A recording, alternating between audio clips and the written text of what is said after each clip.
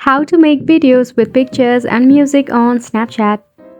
For this, go ahead and open up your Snapchat application and make sure that you are logged in and it is up to date.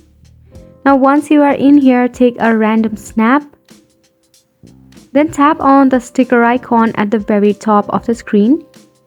In here, you will find a plus sign icon, or next to a beat emoji, you will find some of the pictures from your gallery. You have to tap on it. From here, go ahead and select as much of photo that you want to. Now for an example, I've selected one. You can adjust the shape by just tapping on the photograph.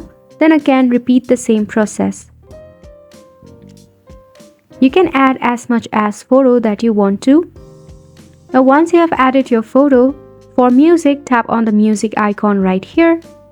Now you can select the song in here, or you can even browse for your own. As it is just an example, I'll be selecting a random one from this category. Just tap on next. Tap on the tick mark icon.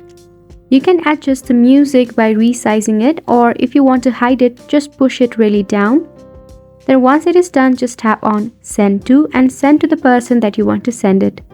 If you do not have this feature, exit from here. Then tap open your App Store or Play Store and search for your Snapchat application. Tap on it.